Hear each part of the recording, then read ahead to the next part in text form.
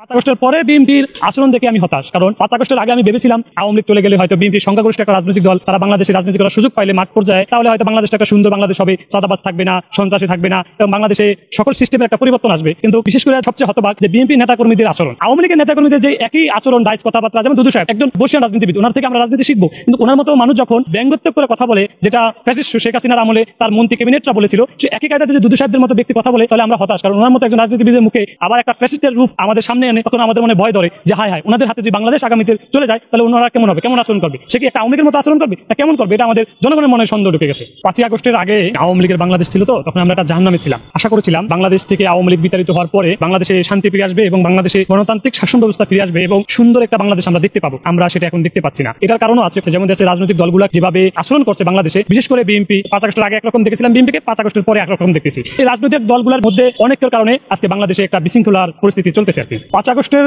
আগে বিএনপিকে আমরা দেখতাম সকল গণতান্ত্রিক আন্দোলনে তারা মানুষের ভোটের অধিকার, মানুষের ন্যায্য যে সমস্ত দাবি দেওয়া ছিল, জনগণের পাশে থাকার সকল দাবি দেওয়াতে বিএনপি ছিল। আমরাও বিএনপির সাথে বিভিন্ন সময় আন্দোলনের সংগ্রামে ছিলাম, বাংলাদেশে একটি গণতান্ত্রিক শাসন ব্যবস্থা চেয়েছিলাম এবং একটি নির্বাচন চেয়েছিলাম। 5 আগস্টের পরে বিএনপির আচরণ দেখে আমি হতাশ। বিএনপি আওয়ামী লীগের রূপ ধারণ করবে কিনা এটা বলা এখনো যায় না, কারণ এখনো জনাব তারেক রহমান বাংলাদেশে আসেন নাই। উনি বাংলাদেশে আসবেন, বিএনপির দায়িত্ব নেবেন। আমি মনে করি বিএনপির দায়িত্ব ওনার পুরোপুরি ওনার হাতে নাই। এখন উনি যখন বাংলাদেশে আসবেন, তখনকার বিএনপি যদি এখনকার বিএনপির মতো হয়, তাহলে তারেক রহমানের প্রতি দেশের মানুষের যে ভালোবাসা এটা কমে যাবে এবং তারেক রহমানের প্রতি আমরা যে আশা করি যে উনি বাংলাদেশে আসলে হয়তো বিএনপির যে নেতাকর্মীগুলো এখনো চাঁদাবাজি দান্দাবাজি আওয়ামী যুবলীগের মতো ছাত্রলীগের মতো মানুষের উপর চাঁদাবাজি দান্দাবাজি জুলুম করে, তারা থাকবে না, তারা করতে পারবে না। কারণ জনাব তারেক রহমান একজন খুবই স্মার্ট মানুষ, তিনি দীর্ঘদিন বাইরের দেশে ছিলেন, সেই দেশের রাজনৈতিক কালচার উনি অনেকটা এখন আইডেন্টিফাই করে নিয়েছেন। তো ওনার মতো মানুষ বাংলাদেশে আসলে আমি আশা করি বিএনপি সুন্দর একটা দলে এবং সুন্দর একটা রাস্তায়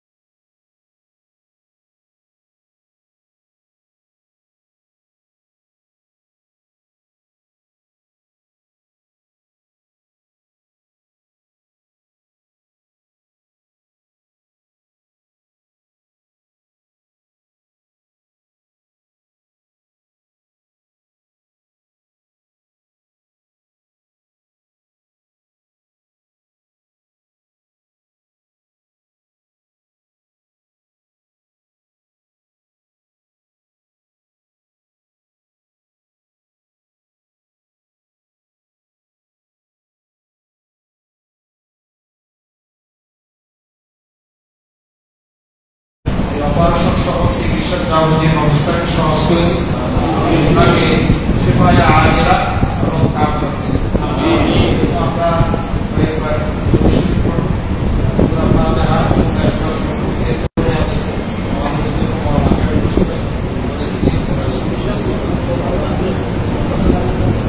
আমরা